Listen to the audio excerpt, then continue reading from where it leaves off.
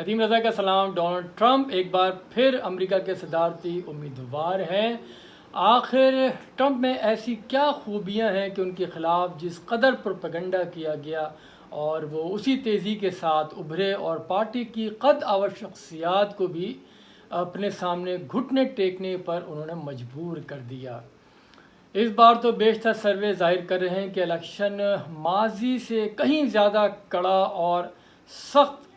جو پاکستان کی اصطلاح میں جو کہتے ہیں کہ کانٹے دار مقابلہ متوقع کیا جا رہا ہے۔ اور 4 برس پہلے جو بائیڈن نے جب ڈونلڈ ٹرمپ کو شکست دی تھی تو بظاہر ریپبلکن لیڈر کا سیاسی کیریئر ختم ہوتا ہمیں دکھائی دیا، اور لیکن اس کے بعد پھر یہ بھی دیکھا ہم نے کہ ایک کے بعد دوسرا، دوسرے کے بعد تیسرا، یعنی کہ مقدمات کی ان کے خلاف سیریز قائم کر دی گئی، کہ جیسے کہ تحریک انصاف کے چیئرمین عمران خان کے خلاف پاکستان میں ہوا، کیونکہ عمران خان اور ڈونلڈ ٹرمپ کے درمیان تحریک انصاف کے لوگ کہتے ہیں کہ بڑا گہرا یارانہ ہے اور اسی لیے ان سے توقعات بھی بہت زیادہ ہیں۔ لیکن بہرحال بالکل اسی طرح سے جیسے یہاں پہ تھا عمران خان کے ساتھ، اسی طرح سے ڈونلڈ ٹرمپ کے ساتھ بھی ہر پیشی کے اوپر لگتا تھا کہ اب ٹرمپ کا مستقبل وائٹ ہاؤس نہیں بلکہ جیل ہوگا۔ لیکن انہوں نے پھر اسی طرح جو تاخیری حربے استعمال کیے اور کسی بھی مقدمے میں پیش رفت اس طرح سے نہیں ہو سکی، اور بالآخر وہ پھر صدارتی امیدوار بنے اور پھر مقدمہ اپنا الیکشن بھی لڑ رہے ہیں۔ تو تمام سزاؤں کو انہوں نے پس پشت اور التوا میں ڈال دیا، اور کیونکہ 13 جولائی کو پینسلوانیا کے شہر بٹلر میں ایک جو انتخابی مہم کے دوران ڈونلڈ ٹرمپ کے اوپر ایک سفید فام باشندے نے حملہ بھی کیا تھا، اور گولی ان کے کان سے بس ذرا سا چھوتے ہوئے گزر گئی تھی، اور لیکن ملزم جو وہ بھی سفید فام جو تھا اس کو اسی موقع پر فائرنگ کر کے ہلاک کر دیا گیا تھا۔ اور اس حملے کے بعد یعنی کہ ڈونلڈ ٹرمپ کی جو حمایت اور ہمدردی میں کئی گنا اضافہ ہوا، اور پھر ان کے اندر ایک نئی روح پھونک دی گئی، اور پھر ان کی انتخابی مہم سر چڑھ کر بولتی رہی۔ ٹرمپ کے بارے میں اگر بتاؤں کہ انہوں نے کئی کتابیں بھی لکھی ہیں، اور 1907 میں ان کی ایک خود نوشت دا آرٹ آف ڈیل کی 30 لاکھ سے زائد کاپیاں فروخت کی گئی ہیں۔ ٹرمپ کا دوسری بار بھی مقابلہ جو بائیڈن سے ہونا تھا، لیکن مباحثے میں پہلا جو مباحثہ ہوا تھا ان کے درمیان بائیڈن کے ساتھ، وہ بری طرح سے بائیڈن فلاپ ہو گئے تھے، کیونکہ ایک عمر کا تقاضا ہے، اور پھر وہ ان میں یعنی کہ چیزوں کو یاد کرنے کا ان کے اندر ایک المیہ ہے جو زیادہ دیر تک چیزوں کو یاد نہیں رکھ سکتے۔ ڈیموکریٹک کنونشن میں کملا ہیرس کی توثیق کی گئی، اور یوں انتخابی جنگ کے حریف بدل گئے، لیکن پارٹی وہی رہی، ڈیموکریٹک اینڈ ریپبلکن۔ ٹرمپ سمجھتے ہیں کہ کملا ہیرس کو ہرانا زیادہ آسان رہے گا، کیونکہ وہ کملا کو بائیڈن کی پالیسیوں کے ساتھ ہی جوڑتے ہیں، اور ٹرمپ نے 91 الزامات کے ساتھ دوسری انتخابی مہم چلائی ہے، اور امریکی تاریخ کے تیسرے صدر ہیں جن کا مواخذہ بھی کیا گیا۔ لیکن یہاں بڑی دلچسپ بات یہ ہے کہ ریپبلکن کی اکثریت والی جو سینٹ تھی اس نے مواخذے کو ہونے نہیں دیا اور انہیں بری کر دیا، اور ٹرمپ پر یہ الزام بھی لگایا گیا کہ جو بائیڈن سے صدارتی الیکشن ہارنے پر انہوں نے اپنے حامیوں کا جتھا اس کانگریس کی عمارت کے باہر جمع کیا جہاں بائیڈن کی جیت کے اوپر مہر ثبت ہونا تھی۔ یہ لوگوں کو بغاوت پر اکسانے کا نتیجہ تھا کہ ٹرمپ کے ہارنے کا اعلان ہوتے ہی کیپٹل ہل کے اوپر جتھے نے حملہ کر دیا۔ اس حملے میں 5 جانیں گئیں، اور عمارت کے اندر جو اراکین کانگریس ہے ان کی بھی زندگیوں کو خطرہ ہوا۔ ایسے میں وہاں پہ جو ان کے ریپبلکن کے بھی سینیٹر تھے انہوں نے بھی بڑی مشکل سے اپنی جانیں بچائیں۔ اس سارے معاملے پر ٹرمپ کو ایوان میں مواخذہ کا سامنا کرنا پڑا، مگر سینٹ نے یہاں بھی ان کی جان خلاصی کرائی۔ بہرحال یہ الگ بات ہے کہ انہیں اب اس معاملے پر مجرمانہ کیسز کا بھی سامنا ہے۔ ان کے خلاف اس بات کی بھی تحقیقات ہوئی کہ ان کی انتخابی مہم میں روس نے کردار ادا کیا، تاہم باضابطہ الزام نہیں عائد کیا گیا۔ ٹرمپ کو کئی دیگر مقدمات کا بھی سامنا ہے، انہی میں فیش فلموں کی اداکارہ جو اسٹار می ڈینیل سے تعلق چھپانے کے لیے خاتون کو جو مبینہ طور پہ 2006 میں دی گئی رقم کے معاملے پر کاروباری جعلسازی کے 34 الزامات بھی ہیں، جن کے سبب ٹرمپ کو فرد جرم عائد بھی کی جا چکی ہے۔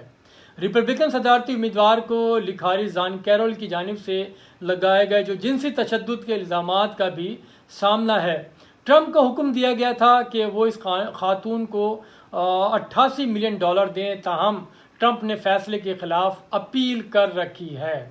تو یہ ٹرمپ کے یعنی کہ اس طرح کے چیدہ کچھ نکات ہیں، میں چاہ رہا ہوں کہ آپ کے سامنے پیش کیا جائے، کیونکہ بڑا ایک دنیا کا سب سے بڑا مارکا کنسیڈر کیا جاتا ہے، کیونکہ انہوں نے ہی ساری پالیسیاں دنیا پہ رائج کرانی ہوتی ہیں، انہی کے پاس عمل درآمد کرانا ہوتا ہے۔ تو ٹرمپ کے دور میں امریکی خارجہ پالیسی کی میں بڑی تبدیلیاں لائی گئی تھیں۔ عالمی برادری اس وقت حیران رہ گئی جب امریکی سفارت خانے کو تل ابیب سے مقبوضہ بیت المقدس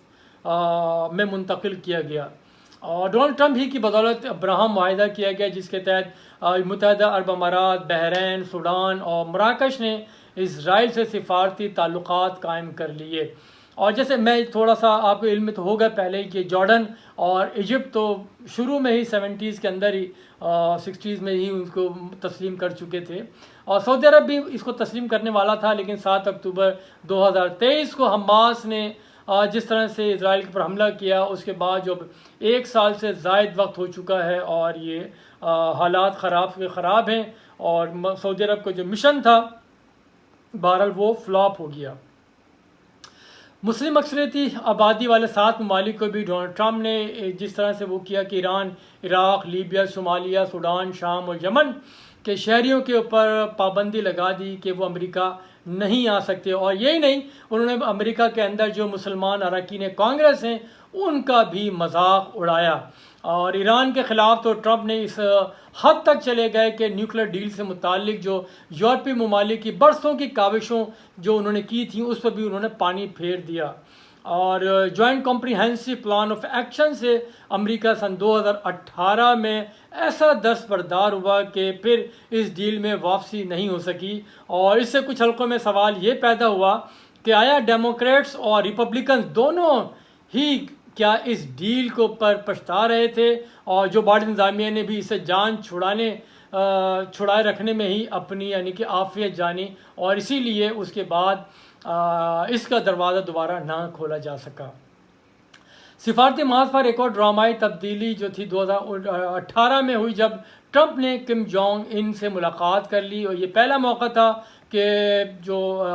تجارتی معاہدوں کو بھی از سر نو ان کے ساتھ مرتب کیا گیا، کیونکہ جو صورتحال بن رہی تھی کہ میکسیکو ہی نہیں، اس کے بعد جو کینیڈا، جاپان، جنوبی کوریا، ان کے ساتھ بھی انہوں نے جو ڈیلز پرانی تھیں اس کو دوبارہ سے اس کے اوپر ری نیگوشیٹ کیا گیا، اور ساتھ ہی آپ حیران ہو جو یہ بڑا ایک ایشو بنا تھا، میکسیکو پہ الزام لگایا گیا کہ وہ جنسی مجرموں، منشیات فروشوں کو امریکہ بھیج رہا ہے، اور یہ کہ سرحد پر دیوار بنائی جائے اور اس کی لاگت بھی وہ میکسیکو ہی دے گا۔ یہ ہوتا ہے الٹا چور ڈانٹے کوتوال کو، اسی طرح کی۔ اور پھر غیر ملکی سربراہوں کی عزت افزائی اس حد تک کی گئی کہ ایک رہنما سے طنزاً پوچھا کہ تمہارا ٹیلر یعنی درزی کون ہے۔ ماحولیاتی آلودگی ختم کرنے کے جو چیمپئن ملک نے جس طرح سے 2017 میں پیرس معاہدے سے دستبرداری کا اعلان کیا، اور اس میں بھی دنیا نے تھو کیا۔ ٹرمپ کا موقف تھا کہ ماحولیاتی آلودگی پر قابو پانے کے نام پر جو معاہدہ کیا گیا ہے وہ امریکی معیشت کے اوپر کاری ضرب ہے۔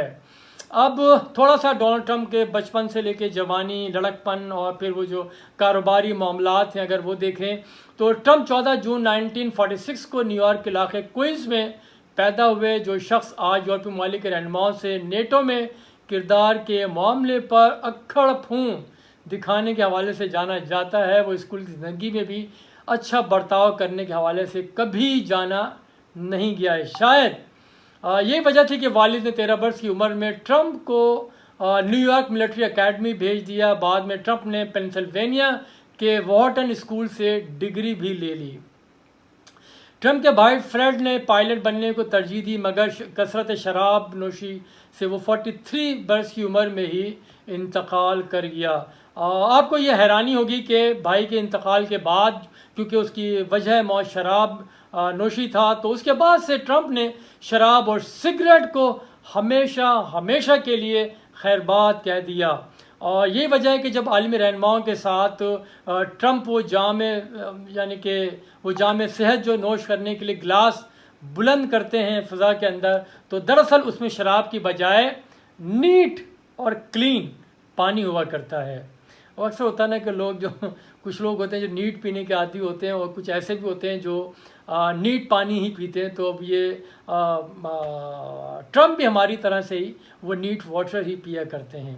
بھائی کی موت پر ڈونلڈ ٹرمپ نے بروکلن میں پراپرٹی سے جڑا والد کا سارا بزنس سنبھالا۔ خود ان کے والد کا کہنا تھا کہ بیٹا جس چیز کو ہاتھ لگاتا ہے وہ سونا بن جاتا ہے۔ ٹرمپ نے والد کے کاروبار کو ٹرمپ آرگنائزیشن کا نام دیا، جدت اور تعیش کی مثال بنا کر اسے والد کی زندگی ہی میں آسمان پر پہنچا دیا۔ وہ ایک ایسے پراپرٹی ڈیولپر بنے جس نے نہ صرف امریکہ کی مختلف ریاستوں بلکہ دبئی اور بھارت تک اپنا کاروبار پھیلا دیا۔ ٹرمپ برانڈ بن کر ابھرا تو انہوں نے ہوٹلز اور اپارٹمنٹس کے ساتھ ساتھ مشروبات، کپڑوں، گھریلو استعمال کی اشیاء کی صنعتوں میں بھی قسمت آزمائی کی، یہاں تک کہ اپنا نام کنندہ کی گئی کتاب مقدس تک بیچنے لگے، یعنی کہ انہوں نے کچھ بھی نہیں چھوڑا۔ ٹرمپ یونیورسٹی سمیت ان کے کئی منصوبے ناکام بھی ہوئے۔ 6 منصوبے میں انہوں نے خود کو دیوالیہ بھی قرار دلوایا۔ اس وقت بھی ان کے اثاثوں کی مالیت $4 ارب کے لگ بھگ ہے۔ ٹرمپ کے کئی کتابوں کے مصنف بھی ہیں۔ 1987 میں جو ان کی کتاب تھی، اس کے میں نے بتایا کہ 30 لاکھ سے زائد کتابیں بھی بہرحال ان کی وہ لوگوں کے سامنے آتی ہیں۔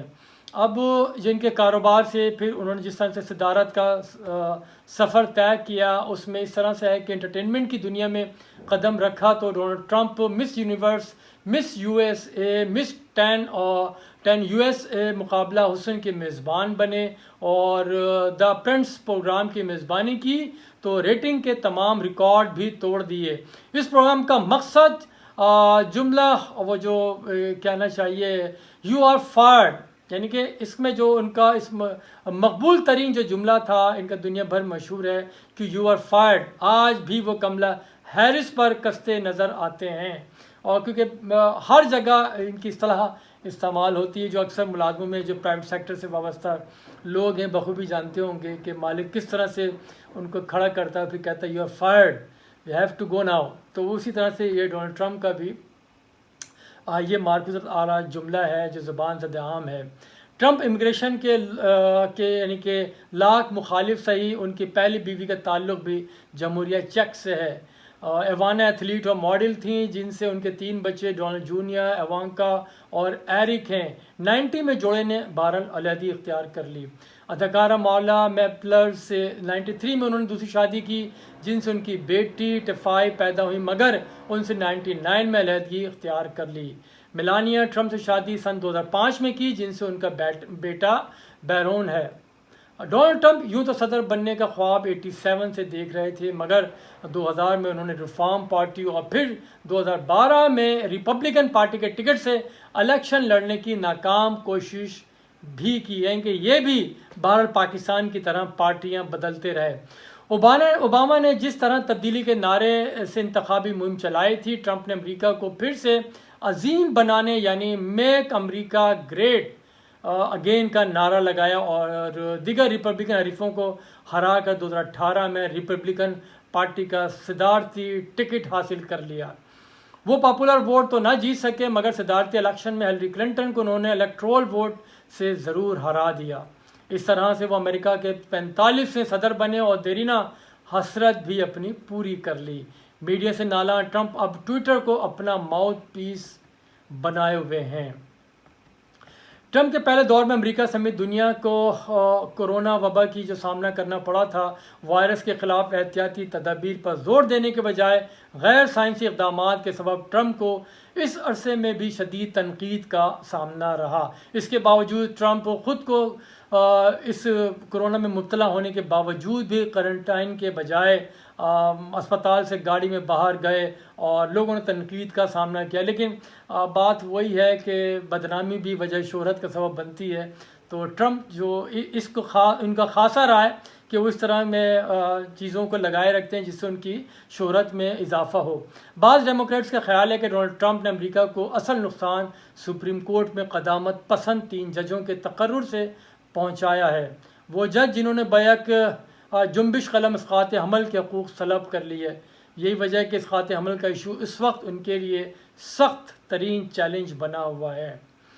اور اگر میں بات کروں کہ نسیم حیدر جو کہتے ہیں کہ مجموعی طور پہ دیکھیں تو ڈونلڈ ٹرمپ ایک ایسے غیر روایتی سیاستدان ہیں جو بے باک انداز سے لوگوں کو اپنا ہم خیال بنانے کا فن خوب اچھے سے جانتے ہیں۔ وہ صدارتی الیکشن جیتیں یا ہاریں، امریکی تاریخ میں ان کا پہلا دور اور دوسرے دور کی انتخابی مہم میں کہی گئی باتوں کی مدتوں بازگشت رہے گی۔ بہت شکریہ، خدا حافظ۔